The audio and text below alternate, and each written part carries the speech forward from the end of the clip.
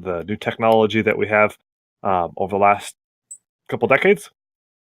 Give us wisdom tonight. Bless our conversation. Help this to be something that draws us closer to you, and helps us serve those who love you and who you love. In Jesus' name, I pray. Amen. Amen. Amen. Okay. So, we are going to talk about principles for using social media and the internet wisely. This is something that I've been kind of thinking about over the last year or so. Lady and Ongarth and I have talked about a couple times. It's something that my brother, SB Leader, and I were talking about over dinner a couple weeks back. My brother, you guys maybe seen him around, goes by SB Leader. He's a youth ministry director for a local church, and he gave a talk on to parents on issues that teens are facing. The focus of his talk was social media use, and he had some stats I hadn't heard of before. I myself I'm in marketing sales, and I studied media ecology and communications theory in college. So that's a really fancy academic way of saying that I'm a practitioner of what Peter Kraft calls the world's oldest profession, which is advertising. So I work for a local media company, and I try to stay ahead of industry trends and best practices. What I know about what the behemoths of advertising, which are Google, Facebook, YouTube, you guys have ever heard of any of those places? Fortnite and others. I know that what they're doing has made me kind of start down a journey to allow myself to be used by some of their products less. And I kind of want to share some of that knowledge and some of those theories with you guys tonight. So, like I said, this comes from some stuff I've been wrestling with, so some things that SB Leader and I talked about, some things that Lady and Ongarth and I talked about. Understand that I will be talking about some things like that's probably outside of my area of expertise. I do not have a degree in sociology, but I do bring something to the table that sociologists don't, and that's battlefield knowledge. The battle that I'm talking about is the battle for dollars, and the terrain that is being fought over is not hills or cities, but your attention, your emotions, and your time. And we'll talk more about that later tonight. I also don't want you to get the wrong impression. I'm gonna go over some stats and some different things about how things work. I don't want to scare you guys. I don't want you to stop using the internet, obviously. If I did, I wouldn't have served in online ministry for the past 13 years. So I think the internet's great. Technology is great. But I want you to know some things about it. And hopefully this knowledge will make you less manipulatable. And hopefully these will allow you to reclaim some things that are rightfully yours to use as you will. And that would be your attention, your emotions, and your time. So bear with me as I kind of go over some of this stuff. So first thing, the internet has rapidly changed. Thanks, Bob. The internet has rapidly changed how we communicate. So a University of Southern California study in 2017 was released, and it showed that the average American spends about 23.6 hours on the internet per week. So that's about 15 minutes short of a full day, full 24 hours per week that the average American is spending on the internet. That has risen consistently over the last 17 years. So that's in 2017 because research lags behind a little bit of the current year. It's risen from 9 hours in 2000. I mean, it has risen year over year for every year except 1 year. It's been a consistent, gradual climb. What's really kind of surprising about that is it hasn't tapered off at all. The climb has remained consistent and shows no sign of slowing down. So the internet is here to stay, unsurprisingly, and it's changing how we do a lot of things. It's changing how we read news. One of the things I'm most familiar with, working for a newspaper company, which is now also a media company. It has changed how we shop. You guys have seen a lot of stores go out of business.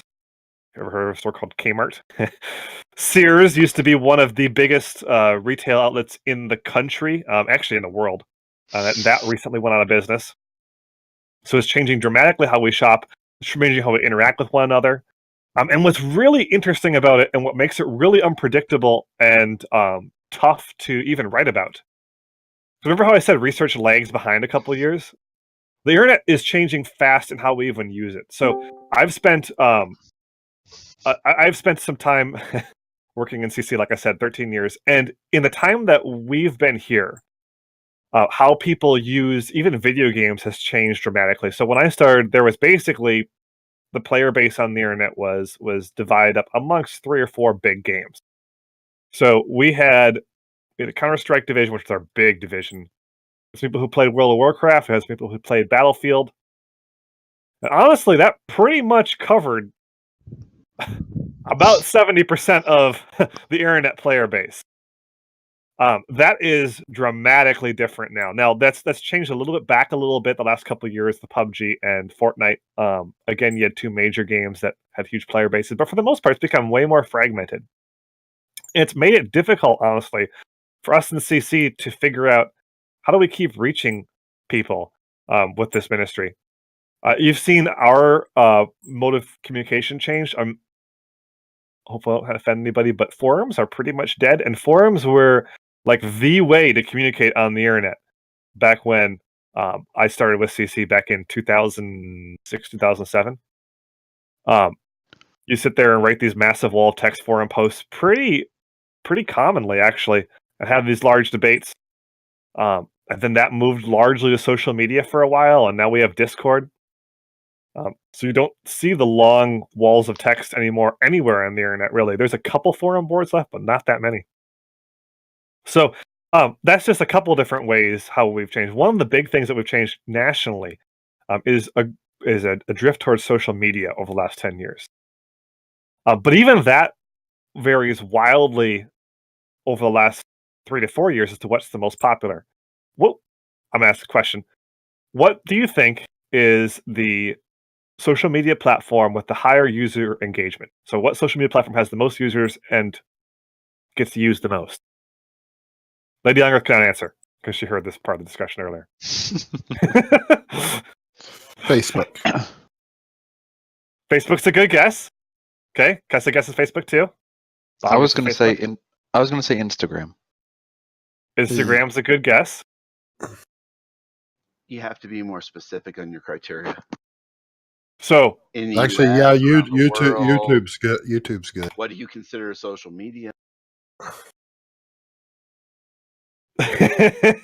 Somebody brought up YouTube, and now everybody's edging towards YouTube. Yeah, so YouTube would be a good one. YouTube does count as a Yep. So no, that's valid. Don't apologize. YouTube is the one with the greatest user base and the greatest daily engagement. I can believe that. So I have noticed this myself. I did not used to use YouTube that much. In the last year, I have found myself checking YouTube more than I check Facebook. So I have certain channels I subscribe to, and they release these little 5-6 minute videos that you can watch on a break from work. And it just distracts you long enough to go back to work. And next thing you know, you're watching 5-minute videos. Next thing you know, you've been sitting there for a half an hour, 45 minutes, just watching stuff on YouTube. So it is YouTube. Facebook has dropped off quite a bit. And amongst where Facebook has really struggled is amongst the younger generation. Facebook doesn't even crack top 3 in the 18-25-year-old age group.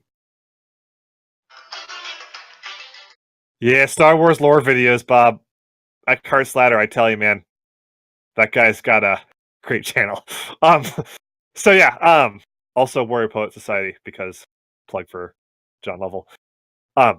It's true. Like I was watching a video the other day comparing the militaries of different sci-fi factions, the UNSC, the Resistance, and Mass Effect Alliance. Yeah, it's pretty incredible stuff. I'm like, oh my gosh, what did we do before the days of YouTube?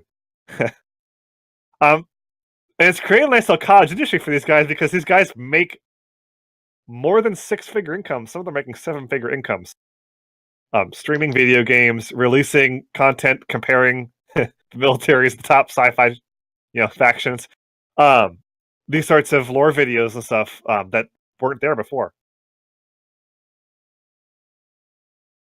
So it's interesting. YouTube is the second most. Sorry, Facebook is the second most worldwide for most users and most consistent user engagement. Snapchat places high, Instagram places high. Amongst younger audiences, it goes YouTube, Snapchat, Instagram, followed by Facebook. Facebook is engaging less than 50% of the younger audience, which is really interesting. Most of the traffic takes place via smartphone. Smartphones play a huge role in America's browsing habits. 77% of Americans own a smartphone, which is just crazy to think about. Anybody want to take a stab at how often the average American checks their smartphone throughout the day? I heard this statistic, so I automatically, kind of disqualify myself, I suppose. I would Bob say is- somewhere between 5 and 7 minutes. Just a guess. You're darn close. Yeah, Bob is low, Ben's low. Yeah. So I started tracking my pickups a couple years ago. I went on about a year and a half ago. I went on a kick to reduce my smartphone usage. I started tracking my time before. Now Apple has an automatic built-in time tracker, and it gives you weekly activity reports, which is actually very useful. But back when I started tracking my usage, I was at about 3 hours a day, which is incredibly high. And the average was about 4 hours a day for people who are using the app tracking it. I cut it down to 2 hours pretty quickly, which when you think about how much time I spend streaming music on YouTube at work isn't too bad. The average amount of time that Americans pick up their phones throughout the day is 80 times a day. They can go about 4 minutes before feeling the need to check their phone. That's, I think, a little bit unsettling. So I am super, like I said, I've become pretty cognizant of how I use my phone, and I still average around 38 to 40 pickups a day, which is, which makes me a little bit unsettled because I feel good about my life, and I'm like, okay, that's still 40 times you're picking up your phone, and how many times is that conscious? So there's good studies to show that we think of ourselves as better than average. So we're probably, if you're like me, you're sitting there thinking, I'd probably pick up my phone less than that. Statistically speaking, that's unlikely because we all think of ourselves as above average. So just assume for a moment that we're picking our phones 8 times a day. Well, you know what? Let's give ourselves the benefit of the doubt. Let's say 60, which is still an unsettling number. How many times are you conscious of picking up your phone? If you were to think back on your day, and you were to think of how many times I pick up my phone today, I would bet that the number is probably going to be a dozen or less. But if you look at your usage data, if you were to track that, which you can, I think you'll find that tells a different story. So that's a little bit unsettling because what that shows us is that our phones are a much bigger, and the internet usage is a much bigger part of our lives than we even realize. 27% of Americans report that they are constantly online. That means that they're online more than not. Most Americans will say that, I'm not online, but I control it. It's not that much. But then if you look at the usage data, again, 8 times a day, 4 minutes between pickups, that's pretty much constant. So we don't realize how much we're online, which is a little bit unsettling. And it is mostly smartphone traffic that is going through the internet. So this is something I watch our website usage data because I use it to sell ads on our websites. And in the last 5 years I've been working with the company, we've gone from smartphones being about a quarter of our data to smartphones being about 3/4 of our traffic. So it is kind of not, phones aren't necessarily a bad thing. Again, I'm not saying that these things are bad things, but they are oftentimes how we're engaging with the digital realm more and more. I've been working with the media company I'm with for about 5 years now, Bob. It only feels like 5 decades, though. So yeah. So kind of unsettling about all this too is that it correlates to dramatically higher incidence of depression and anxiety amongst teens and young adults. Depending upon what studies you read, double to 3 times the incidence of anxiety and depression. Now, I'm going to be really careful because any sociologist or psychologist in the room would start screaming, correlation is not causation, which is true. Correlation is not causation. However, that is a pretty compelling correlation that we've seen. Pretty compelling trend line. It rises at about the same rate as our internet usage goes up, and our social media usage goes up. So that's a strong correlation, which at least requires further research. Depending upon the stats cast, over the last 20 years, teen and young adult depression and anxiety has either doubled or tripled, depending on how you're looking at how you segment out the data.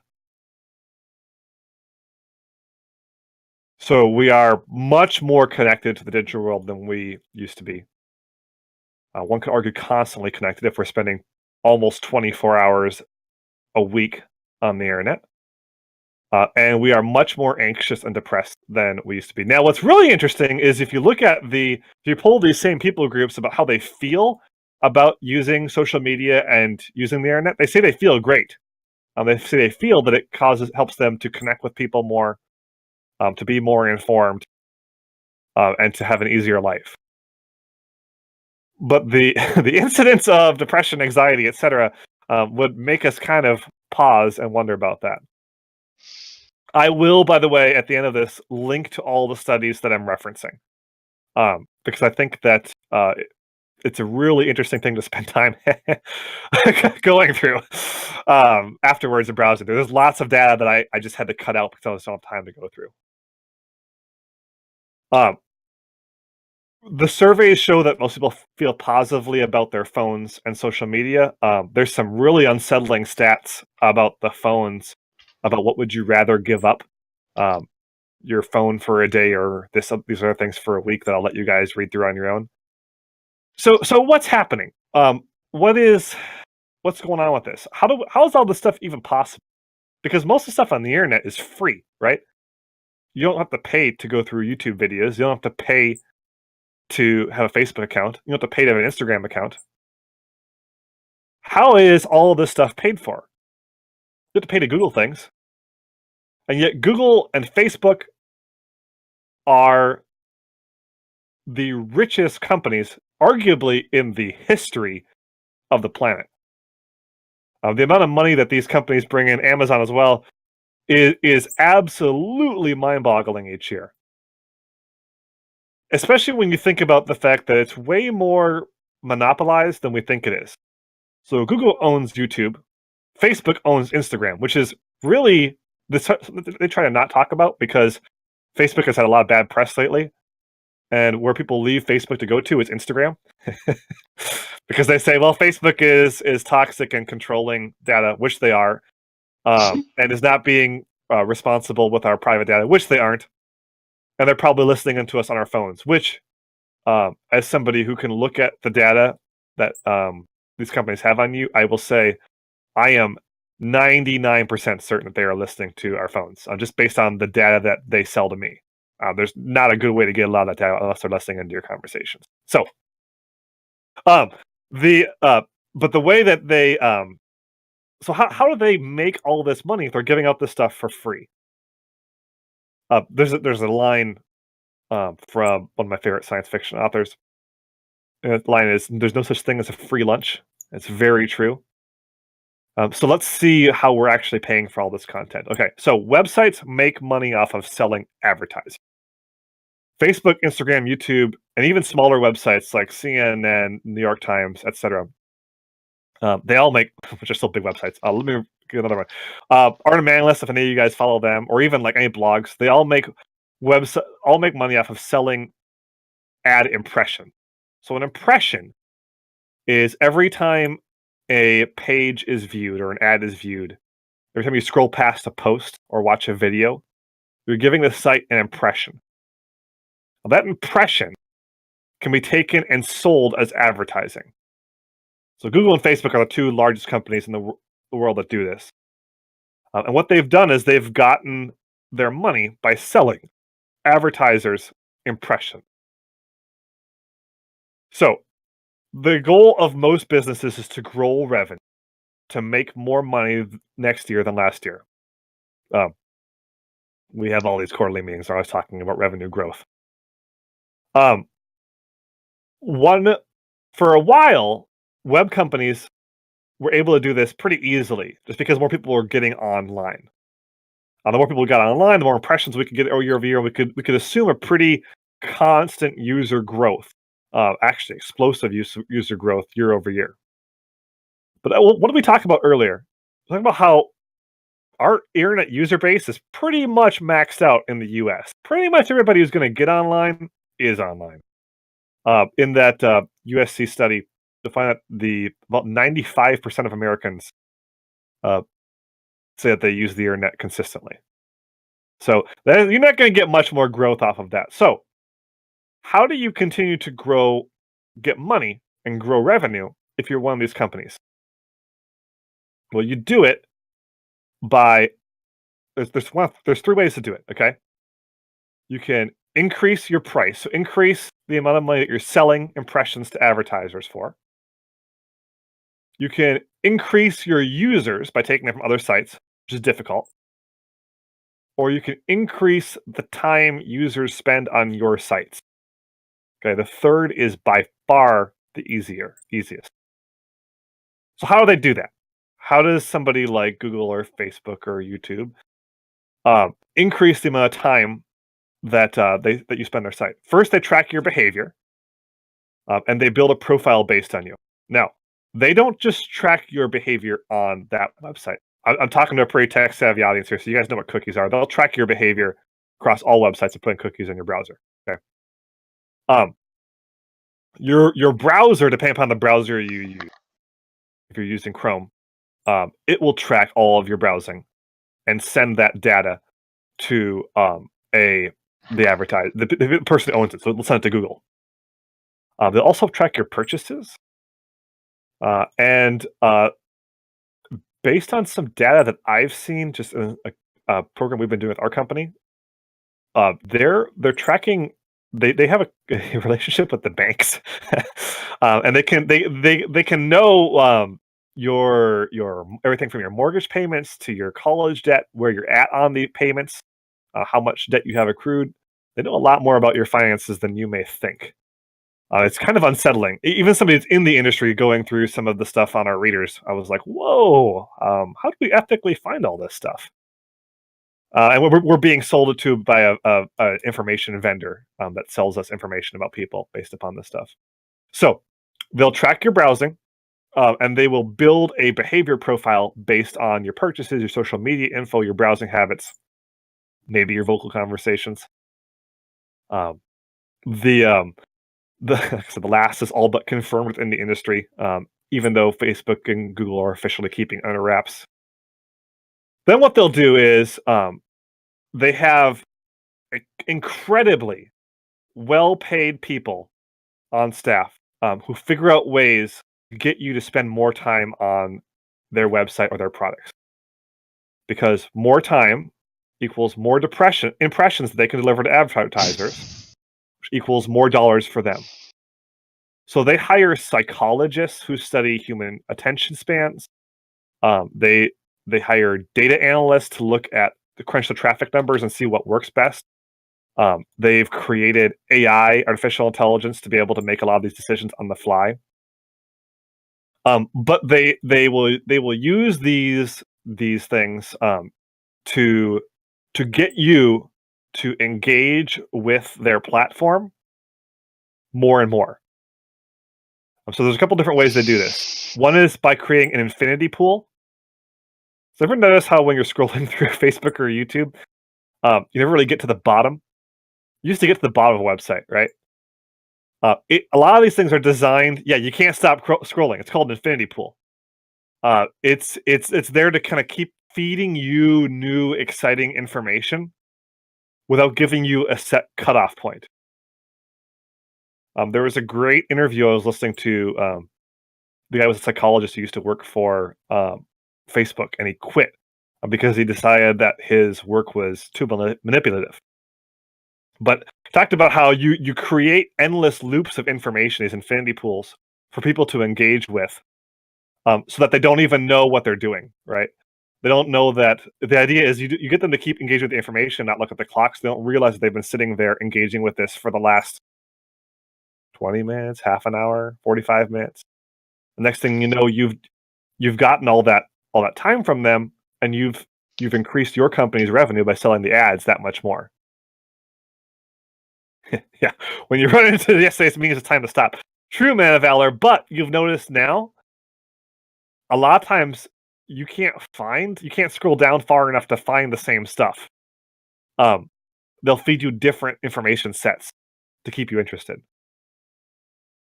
So it's that's one way. Infinity pools, AI algorithms are another.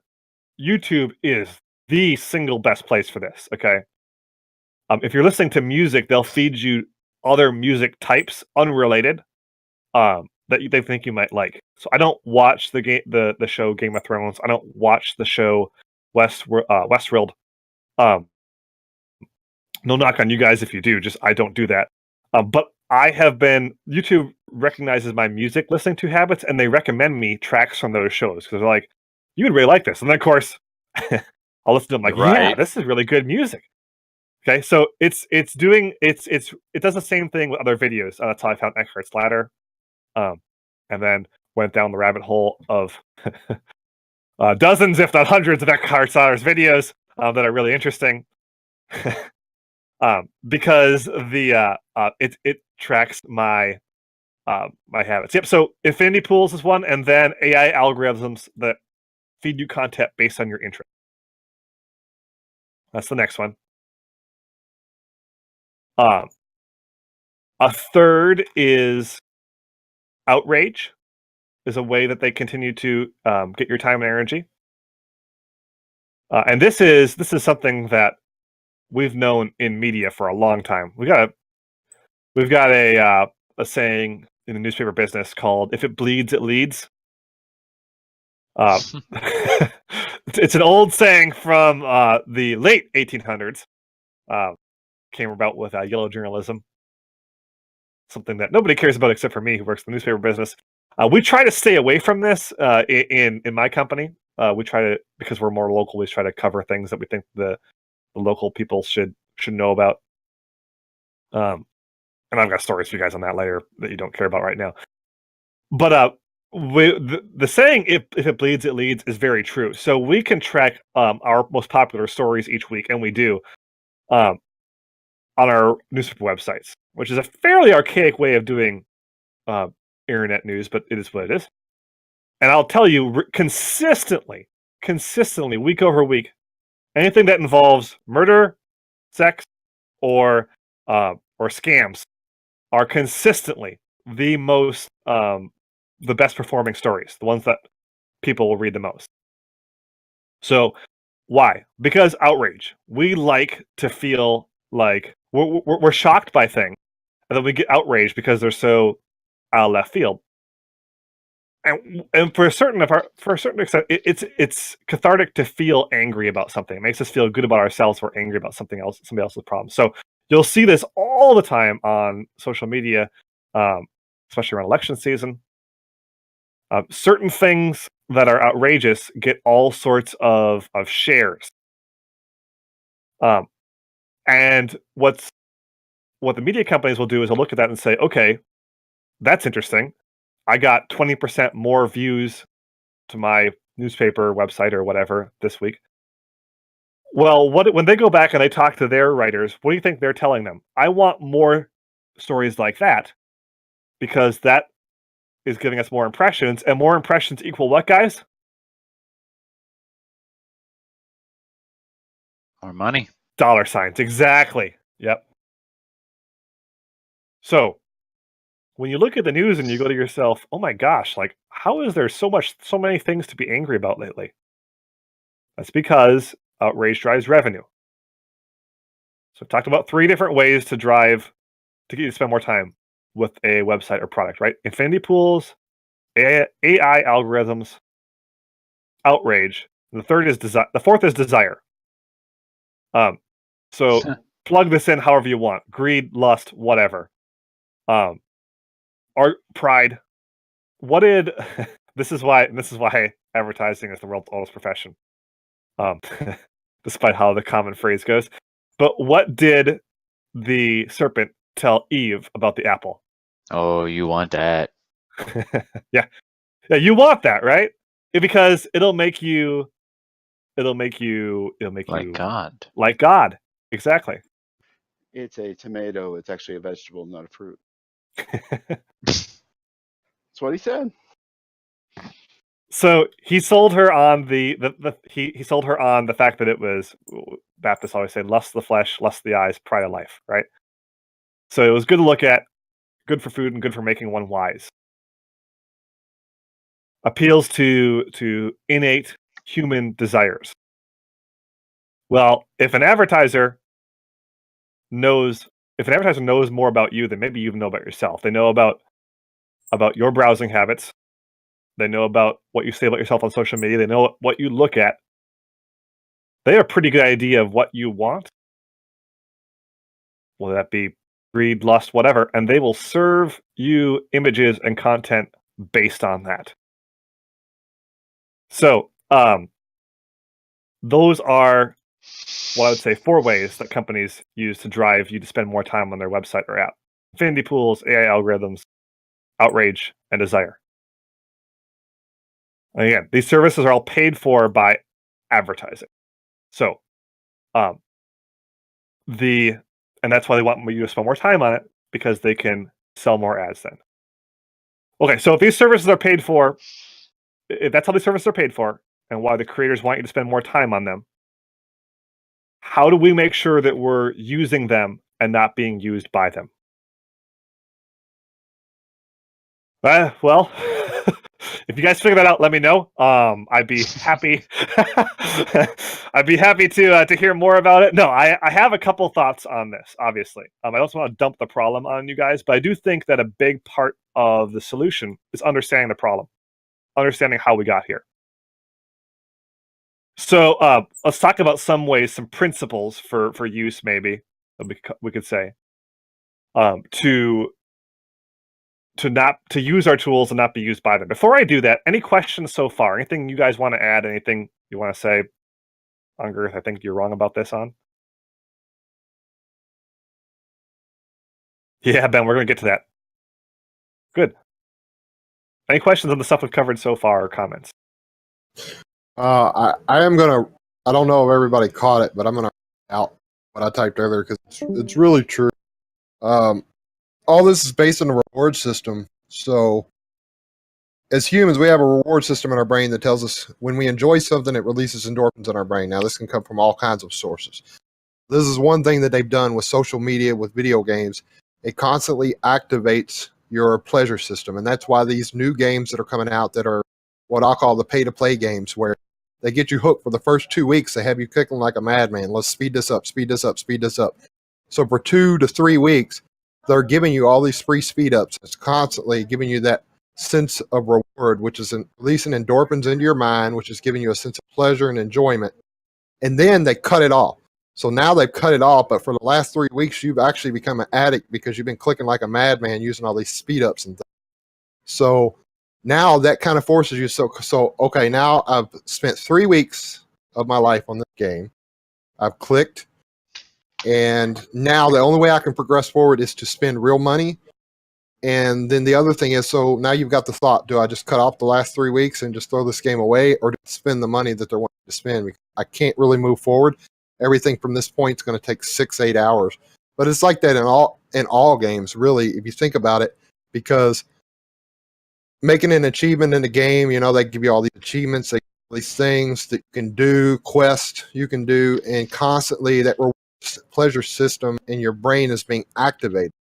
So now, not only does that become your reward system, but also things that should be your reward system, eating, other things, the simple things that should be your reward system, spending time with family, no longer feel as rewarding because you've been constantly bombarded by the reward system, this game that you've been feeding into, or this social media that you've been into. And I think that's part of what it's all about. And the depression and anxiety that you was talking about, that comes into play as well, because like I wrote in that comment, it activates your fight or flight mechanism in your body. So even though it's not a real danger, when you're playing the game, there is a sense of danger there. So it's activating that fight or flight response, which now releases stress hormones, cortisol, and all the brain.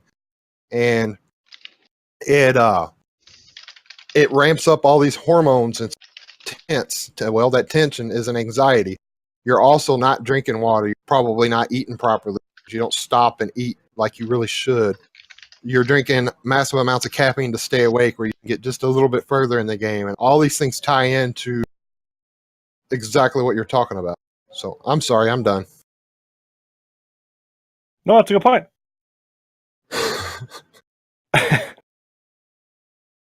No, I do want to point out what Kessa said in chat too, about how less of people are having these strong family connections or friendship connections, and it means a lot of holes in the human heart for advertisers to promise to fill. Very, very true. And when I talk about that fourth thing that advertisers and companies will use, that desire, that doesn't always mean a bad desire. In fact, a lot of those desires are good desires. Even the desire for sex is a good desire. But one of the things that they really play on, especially in social media, is the desire for connection and community, which is a perfectly fine desire. It's a good desire. It's part of the human condition. But they'll use that to try and hook you in to spend more time in their platform. It's a substitute for that. Now, not everybody who works in these companies are deliberately trying to do this. This is just the way the financial system for these companies is set up. So it's the ultimate goal for them is to make money, and the way they do that is by getting you to use their products more. Yeah, it's a good point, Neo and Valor. Good. Anybody else have anything to add on this before we go on to the principles? Principles that I have.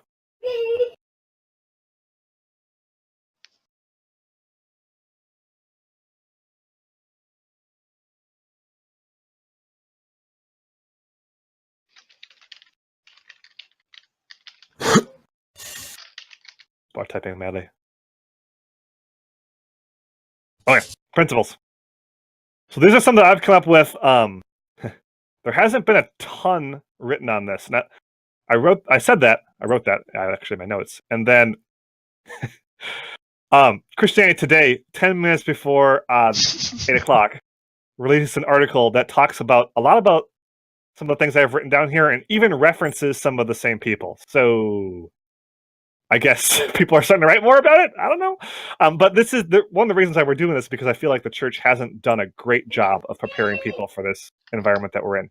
So I'll link to that article as well, because I think there's some good points in it. But at the same time, I understand a lot of these are somewhat arbitrary. So you don't necessarily take it as gospel. Just this is what I do. And some of it works and some of it doesn't. And we'll go from there. So the snark in the chat is real. Okay. So number one, I think the number one biggest thing we need to do to kind of counter some of this and make sure we're not being used by these companies, make sure we're using our tools and not being used by our tools, is we need to understand the game.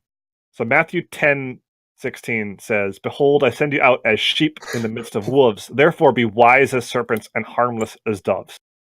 It may sound cynical, some of the stuff I was talking about how companies, like, they're financially motivated to get you to spend more time online on their product. But a big part of countering having our time stolen from us is knowing what the people who are releasing these tools want us to do. For better or for worse, they see your time as a commodity. It isn't their commodity. It isn't theirs to own. It's yours, okay? If you find it useful to spend time on a certain video game, website, social media platform, more power to you. But I would ask yourself if you are getting what you want out of it. Are you enjoying your time? Is it time you feel is well spent? Are you using it to achieve your goals, whatever those goals may be? Is it helping you get closer to your friends, family, community, or is it driving you farther away? Are you able to choose to self-limit yourself? Are you, if you were to track your time and track it honestly with a system, would you be happy with the time that you spend, or would you look at that time and say, that was time well spent? Or would you say, oh my gosh, I had no idea I was spending X amount of time a day on YouTube? Would you rather spend that time elsewhere? Okay. These are questions I want you to ask yourself. If you come away with it saying, from those questions saying, you know what, I need to cut back on some of this stuff, then that's fine. But I want you to know how these things work, and I want you to ask yourself those questions. That's part of that wisdom. And if you come away with it going, yeah, no, I'm good actually, then that's good too. A couple of my friends recently stopped using Facebook, another form of social media, because they found the answer to that question was no. Lady Younger actually stopped using Instagram for this year so far because of that. And what's really interesting, again, they see you as a commodity, guys. So they started sending her pretty much weekly, for a while, daily emails asking her to come back, saying, hey, come back to Instagram and see what you missed. So they're appealing to her fear of missing out. And then she unsubscribed to the email. Okay? So they started sending her other emails saying, hey, did you forget your password? And what's really unsettling is the day she unsubscribed from their emails, they reached out to me and said, hey, we haven't seen Lady Younger on Instagram in a while. Reach out to her and see if she wants to come back. Because they've made the connection that she's related to me on Instagram, right? Because Instagram links back to Facebook. So, yeah.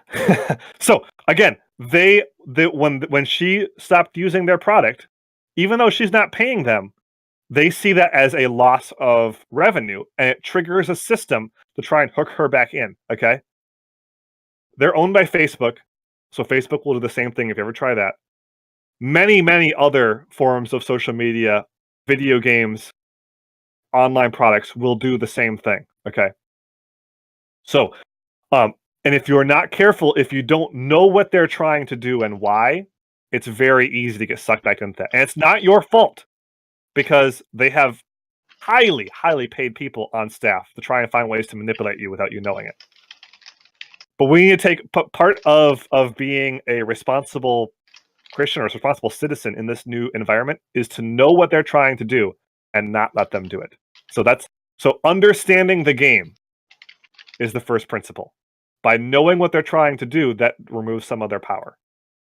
Okay. Number 2. So first principle, understand the game. Number 2, know that every tool has a cost. So one of the most influential thinkers that I studied in college is a guy named Marshall McLuhan. Marshall McLuhan was an media ecologist. He was a Christian. He predicted the rise of the internet. Media ecologist is somebody who looks at how different forms of human interaction work together and how they affect us. So he had a saying, and his saying was, we shape our tools, and then our tools shape us. And he used the example of a hammer. Because if we want to crush rocks as a primitive human, or drive nails as a more modern human, we create a tool. The tool is a hammer, right? And then we use the tool to solve our problem. But when we use the tool changes us. It creates calluses on our hands. Our forearms become stronger. These sorts of things. The tool, whether we like it or not, has an effect on us. If you use it too much, you can get tendinitis. Ask me how I know. So likewise, in media, every form of media that we use, and we think of media as like, the fake news media, CNN, BuzzFeed, those sorts of things. That's not what I say when I say media. When I say media, I mean any way of interacting with other people. So when I use YouTube, I'm using a form of media, a medium. When I'm on a video game, I'm using a form of media. Okay. Marshall McLuhan had what was called the 4 laws of media. Every form of media that we interact with does 4 things. It enhances something of our human experience. It obsoletes something else. It reverses something, and it retrieves something from our past. So enhances, obsoletes, reverses, retrieves. I will link to this broken down for you guys for reference. What does that mean? Well, let's look at an example. Okay, so an audiobook would be a form of media. Audiobook sales, by the way, are through the roof over the last 3 years. It's been a form of media that has absolutely exploded. I love it. Been astronomical. Yeah, it's astronomical. So, here, let's just take a look theoretically at how we would analyze audiobooks and their rise to dominance for the 4 laws of media. What does it enhance? It enhances our ability to absorb stories and information while doing other things: driving, mowing the lawn, vacuuming, folding laundry. Okay, I probably did a dozen audiobooks last year because it allowed me to learn and engage with things while I was doing other things. I do a lot of driving for my job. And it allowed me to absorb books as I was driving. Well, that's safe or not? I'll leave it up to you. What is so that's what enhances. It obsoletes something else. What could it obsolete? Well, it obsoletes. One could argue it obsoletes ebooks. It obsoletes for sure Cliff Notes, which used to be the way that you would kind of just skim books if you didn't have time, because now it frees you up to have time for that. Truth. And there's other things you could argue obsolete. But I would say ebooks, Cliff Notes are the 2 big things obsolete. Reverses. What does it reverse? What sort of reversal what sort of thing do we lose with this? We lose our ability to sit in quiet and engage with a story or book completely in silence for an extended period of time. I love reading, and I have found myself being able to focus on books, written books, less after doing audiobooks so much. Because you're just used to doing something else nervously or mindlessly as you're engaging with a story. So, that's a reversal. What does it retrieve from our past? This is always an interesting one. It retrieves our ability to hear and tell stories verbally. For a long time in human history, stories weren't written down. They were told around campfires. They were passed down from generation to generation. So, hearing stories is actually a very ancient way of engaging with material that is it's retrieved from the past with audiobooks, a brand new technology. There are other ways to look at this too. Instagram is a good example of things that it enhances our ability to share images with people. It obsoletes. This is interesting. I was thinking, what does Instagram obsolete? Well, you can argue it obsoletes Facebook albums. What else? It obsoletes sitting down with your friends and showing them pictures of your vacation. So one of my coworkers went on vacation a few weeks ago. When she came back, I said, "Hey, I want to see some pictures." Well, we're not Facebook, Instagram, any of those sort of friends. I try to keep pretty strict boundaries with my coworkers. So she actually went and pulled a bunch of pictures and showed me the pictures. And when I walked away from that conversation going, "Oh my gosh, I don't remember the last time I went to one of my friends and said, 'Hey, show me pictures from your vacation,' because I see them on Instagram and Facebook," right? So it obsoletes that, "Hey, sit down and look at my pictures from my vacation thing." It's not necessarily a bad thing because of that, but it's just something that's lost. Okay, so why do I tell you? Not because I want to show off knowledge or talk about Marshall McLuhan, although I love Marshall McLuhan. I want you to be able to assess the benefits, and costs of using a technology. And I want to give you a system for doing that because we are going to keep adopting new media, new online products, new technology at a pace that is not slowing down, but is speeding up. And if we're going to continue to survive in that and do it well, we need to have some principles for assessing that technology. So this system, this 4 laws of media, everything enhances, obsoletes, reverses, retrieves something, I think is a very good system. It's a system that I've used since I learned it in college for adopting any sort of new technology or social media or anything that I kind of pick up. Just because, one other thought on this. Well, no, I'll put that at the end. It doesn't. So that's why I want to bring you that, is to give you that tool.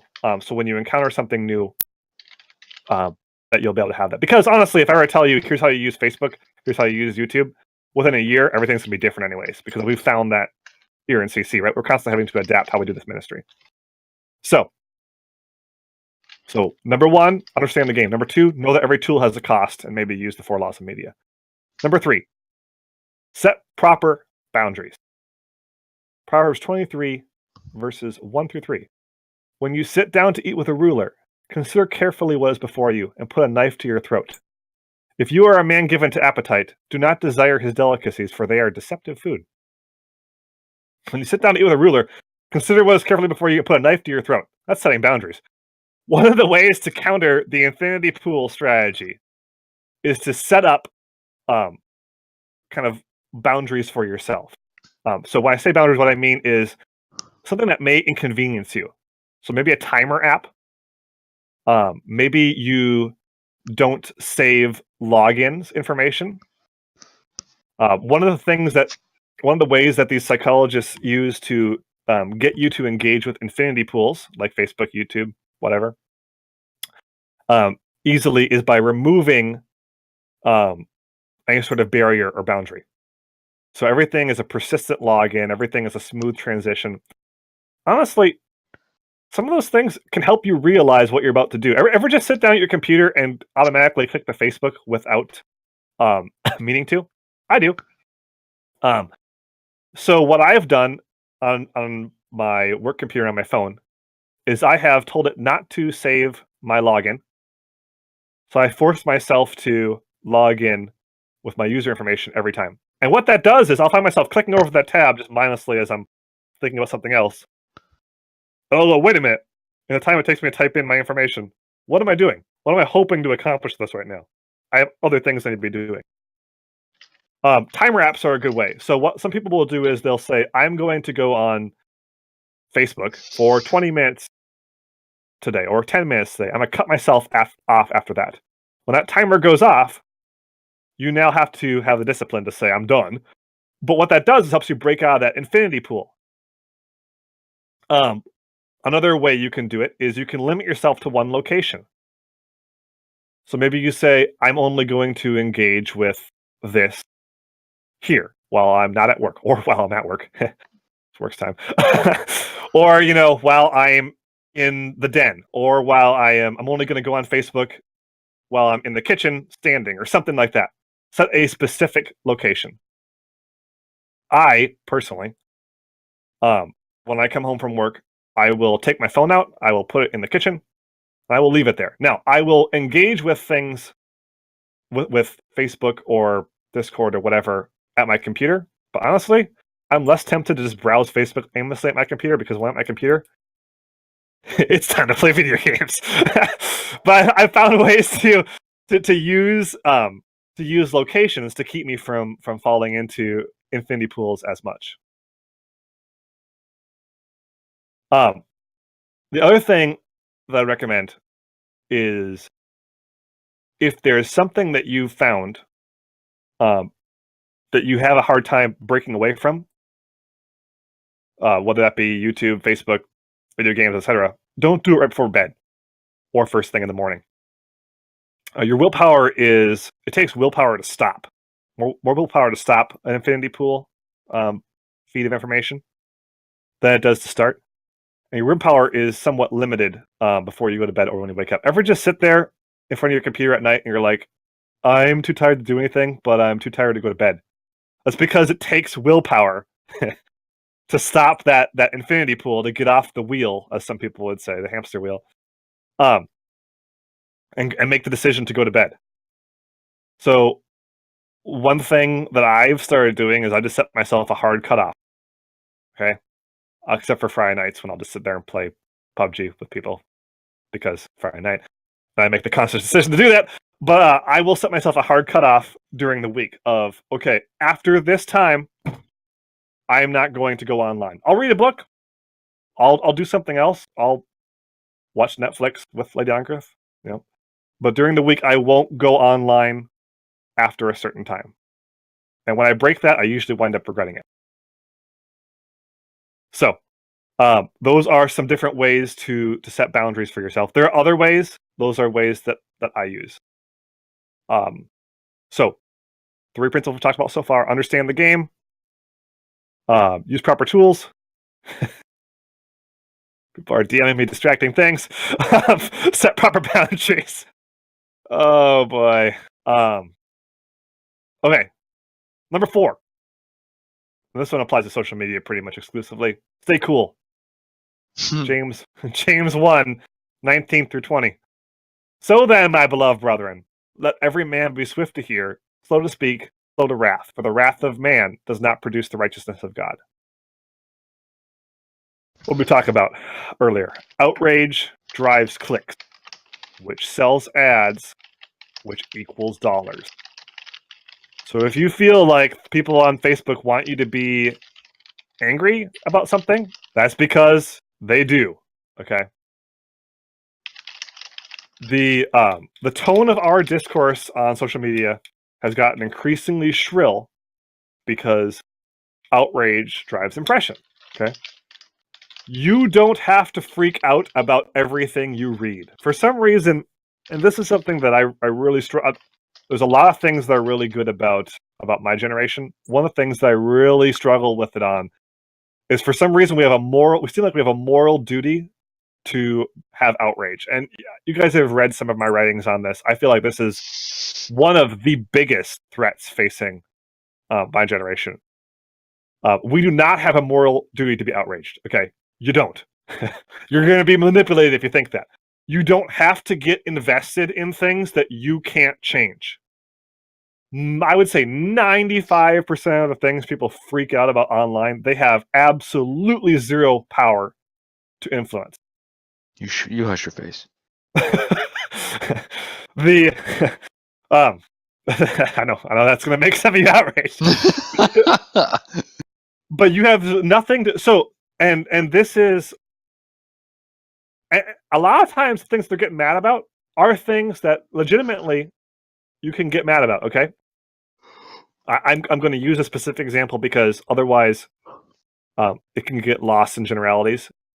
But let's take a look at the New York abortion bill. Okay, a lot of people on my friends list who I would agree with their political persuasion freaked out about that this week on Facebook and did some really angry rants about it.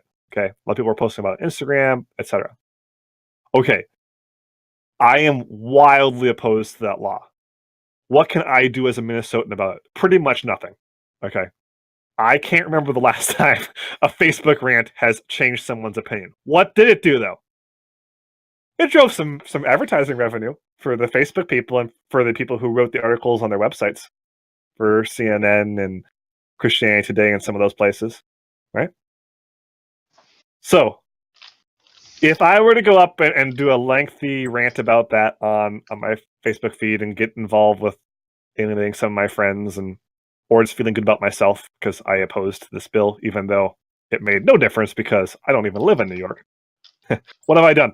I've created some advertising revenue for some people. I've wasted some time. I've gotten outraged. I made my blood pressure go up, and I've accomplished very little. Okay.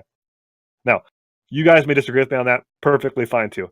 Go make a rant about it. But that's kind of how I see a good amount of our internet discourse. Is a lot of it is just anger for things we can't control. What can I control? I can go support a ministry that reaches out to unwed mothers who are considering aborting their child, right? I can go do that. I think that's a good thing to go do. Am I doing that when I'm sitting there just ranting angrily on the internet? No, I'm not. So, yeah, just something to think about. You don't need to be outraged about everything. So stay cool is number 4. Number 5, take breaks. This is one of the things I started doing in college. I will go on a week-long every year social media break. I'll do a week-long video game break. I won't do it at the same time because I'm too soft for that. The tools use me too much for that. When you do that, I think when I did that, I found out things about myself. I did not realize how much I just default to some of those behaviors. I didn't realize how much I'll just sit down and log in before I even make the decision to start browsing Facebook. That's how I got away from the persistent logins. I really recommend that. And it's difficult, but I think the difficulty of it can help reveal to you how much these tools have shaped you. Principle number 5 is take breaks. Maybe it's a day, maybe it's a week, maybe it's if you're younger, maybe it's more permanent for Instagram. Whatever, it's up to you. There's not necessarily a right and wrong way to do this. But I would say give it a try and see what you think.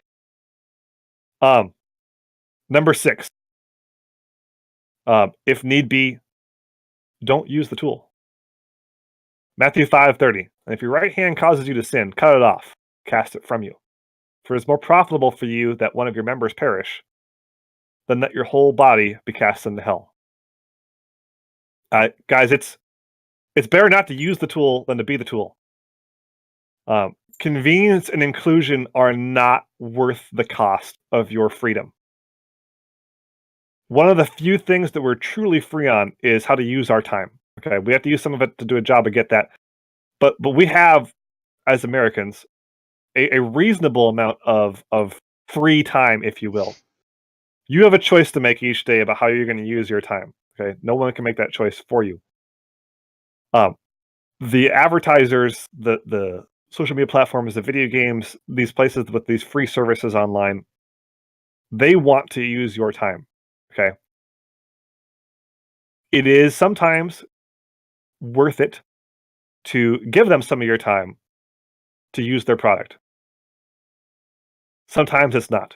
If you can't control, if you don't feel like you can adequately control that exchange, it's oftentimes it's worth cutting it off entirely sometimes. I say that cautiously because, again, online ministry. If everybody cuts it off, we're not going to have a ministry here next week. However, the Bible Study series is done. However, I do think it is. There are times where it's just the cost of using these products is just not worth it. I posted 2 verses in the channel to begin with. One is Psalm 144, verse 4. Man is like a breath, his days are like a passing shadow. The other is Psalm 90, verse 12. So teach us a number of our days that we may get a heart of wisdom. We have an incredibly finite amount of time on this earth. Okay. We can use that time productively to further the kingdom of God. We can use it to serve God, serve those around us. Or we can get that time used. Okay. Let's not have that time used by others. Let's not have time used to drive advertising money for companies to allow them to sell more ads. Okay. We want it, if we're going to use the tools, use the tool. Don't have your time be used by the tool. So, my 6 principles are: understand the game, know that every tool has a cost, set proper boundaries, stay cool, take breaks, and if need be, don't use the tool. That's what I have. Hey, I didn't go as far over time as I thought I would. What do you guys have? Are there any principles you would add or take away from this?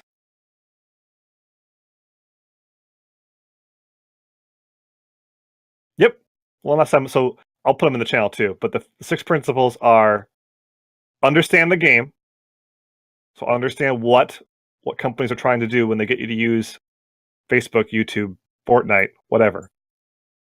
Know that every tool has a cost. We talked about the cost with the 4 laws of media. Every tool enhances, obsoletes, reverses, retrieves something. Every tool has a cost. It changes us. We shape our tools shape us, Marshall McLuhan says. Number 3, set proper boundaries. So, use timer apps. Don't save logins. Don't browse right before you go to bed. Limit yourself to one location. Whatever it takes. Set proper boundaries for your use of these products, tools. Number 4, stay cool. Understand that you don't have a moral duty to be outraged about everything. And if you can't handle certain forms of social media without getting outraged, then just take a break. There's no shame in that. Which leads into number 5, take breaks. And then number 6, if need be, don't use the tool.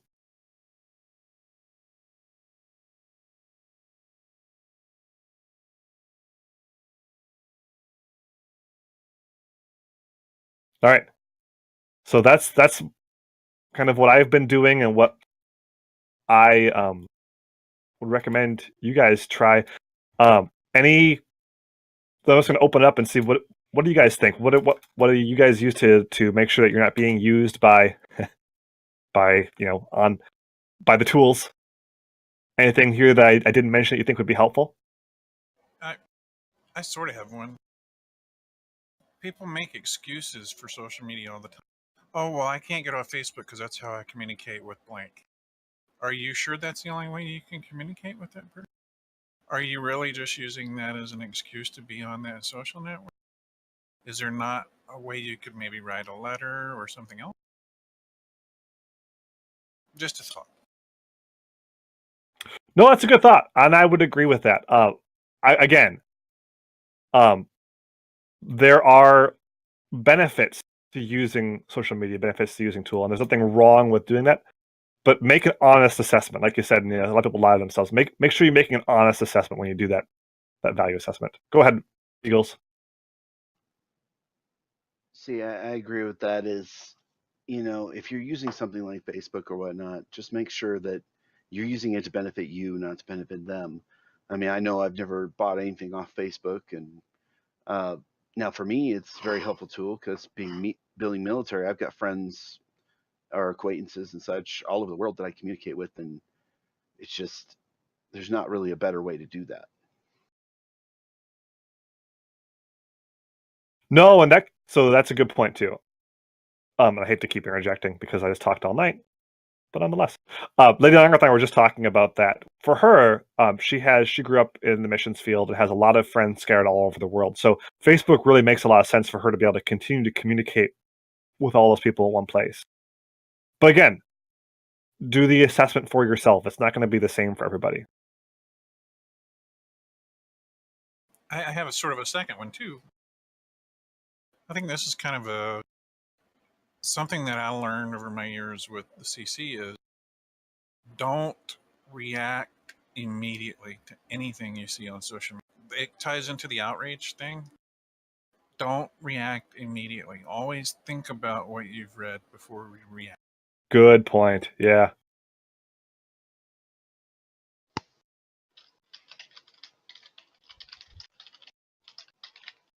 Well, just don't rage quit, Ben.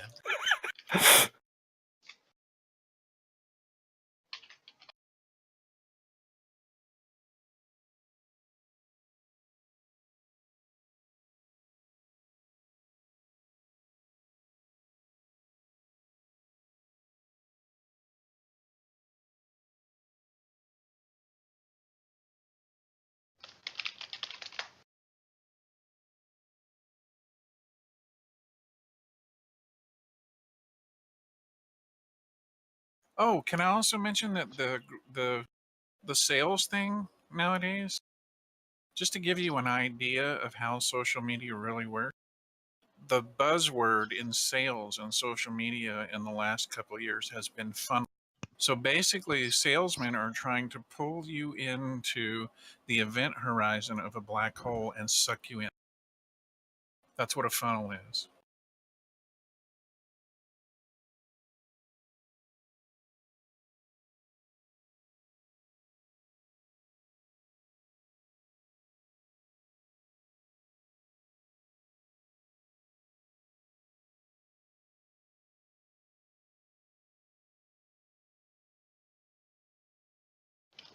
Yeah. Good point, Bob.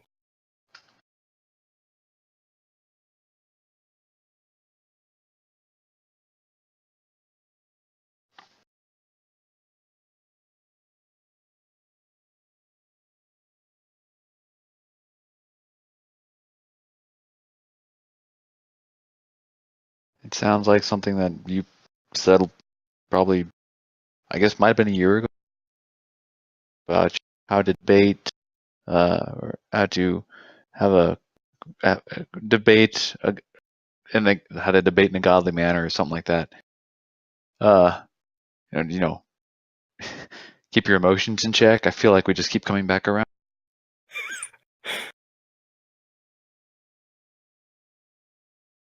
Sometimes the studies tie together. It's amazing. Something about things commenting on themselves or something. Yeah. Truth is cohesive. Something about that. I don't know. Truth is cohesive. Rewriting catchphrases and whatnot. Okay.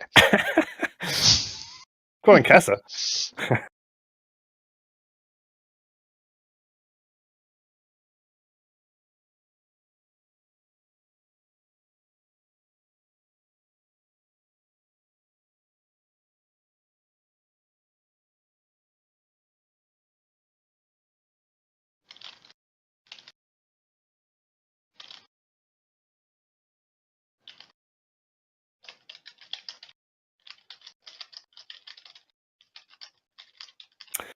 All right, we're going to start taking prayer requests here next. Before we do, is any other thoughts, comments, things that might be helpful on this?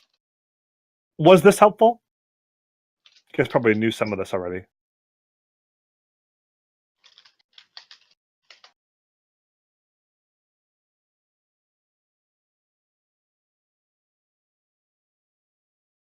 No, I've seen that sign in front of a church before.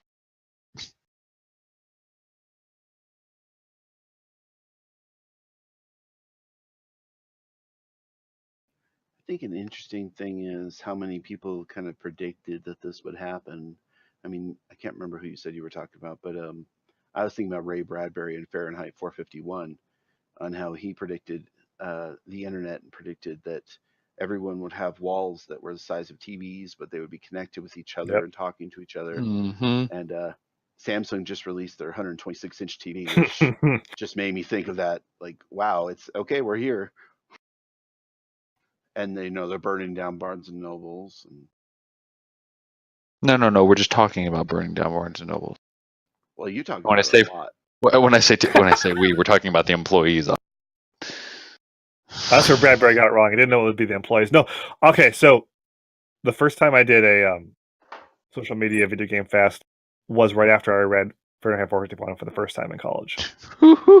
So that Bradbury's a huge influence on me. Then Marshall McLuhan, of course, you know, I link to his laws. I think he's very helpful in this too.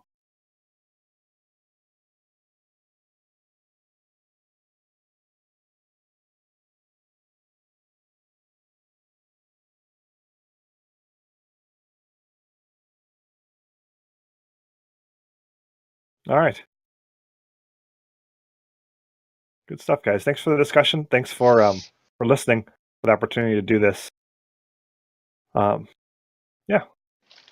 I get excited about this stuff because it's also my job. And I do wrestle with the ethics of advertising. I try to do it in an ethical way, but I want you guys to know how it's